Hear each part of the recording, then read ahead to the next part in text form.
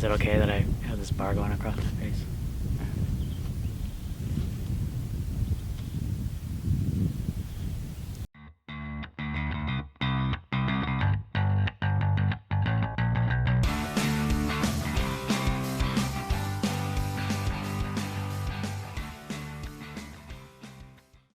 You're watching the Green Dream Project.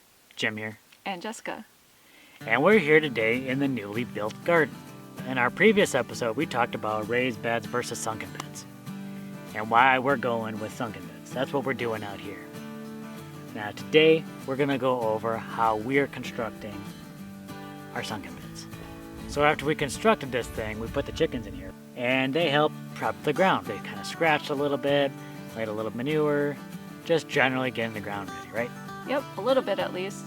Yeah, so the first thing I did before starting these sunken beds was I raked up all the loose grass that got scratched up, and I set that aside. And then I started digging. Which is what? The main component for a sunken bed, right? Yes. You can't have a sunken bed without a little digging. Pat, pat, pat, pat, pat, pat. Can you dig it, sucker? It seems like we're always digging around here. Instead of a digging video of me, we switched it up and it's a digging video of her. We're adding it to the digging playlist. Still no digging playlist. Come on, people are here to learn about sunken beds. So what I did was I dug down about 3 inches and removed that topsoil, and I set that aside. You're gonna get to that, right? Why you would set that aside? Yep. But we're not there yet. And then I kept digging. Kept digging. Deeper and deeper. How deep did you go? I went another 6 inches. For a total of 9 inches.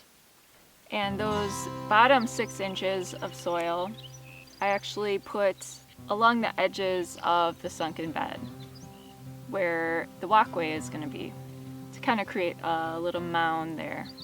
I thought that idea was brilliant because not only did she go 9 inches deep into the ground, but then she used some of that excess soil, put it on the walkways, thus enabling the sunken beds to be just a little bit deeper, not only through the digging, but also through the raised pathways. And now that top 3 inches of soil that I set aside, I did that because that's where the most organic matter is going to be. So little pieces of grass and roots and things. And to that, I added a little bit of homemade compost and some of the compost that we picked up from the city. Because our soil out here is not very good. It's got to be amended slightly, and adding a bit of compost to that soil is definitely going to help that soil make it a little more nutrient dense and a little more accepting of water. So once I added all that compost in there, I mixed it all up and put it right back into the sunken beds in that ditch or basin that I dug. Which will basically give you your planting medium, right? Yep. Now for irrigation, we like to use olla pots, which are basically unglazed clay pots. That's right, that is the secret of our watering techniques. Olla pots, we're definitely going to cover this in a future video. Olla pots are not just for the desert environment, although they're great for hot, arid climates. They can be used all around for super efficient watering. So I stuck some of those right in the center of the bed and filled my amended soil around that.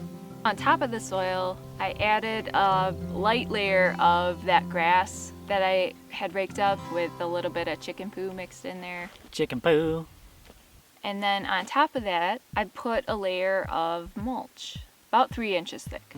Wood chips can soak up a lot of nitrogen, so mixing a bunch of compost in with your soil or putting the compost just underneath the wood chips can be just sort of a way for the wood chips to absorb the nitrogen into it from the compost and then slowly release it back into the soil as the wood chips break down. And I also added a layer of mulch to the walkway around the bed, so That's actually gives it some added height as well. And then I have a little border of rocks going around the bed, which will kind of delineate the bed, but also it helps to act like a mini retaining wall for the raised border around the bed.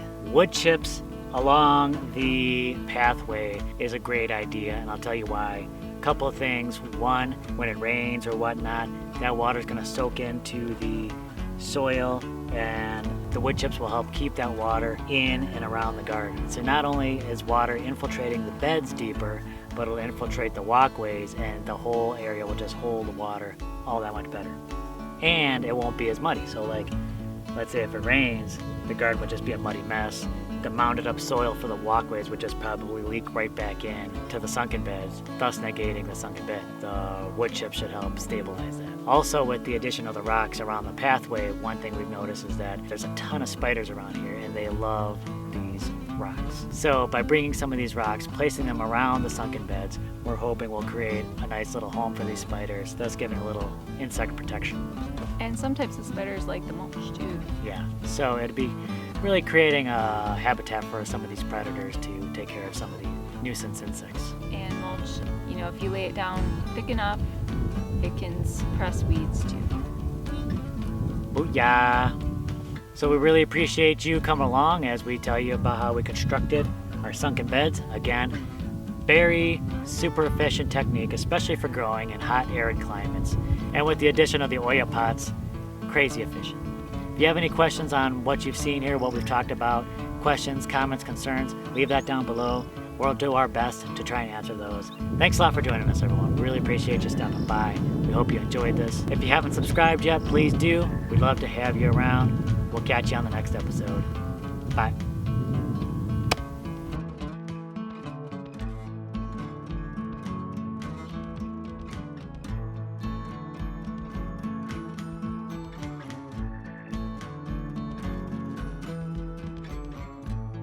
From the Garden of GDP. Yeah.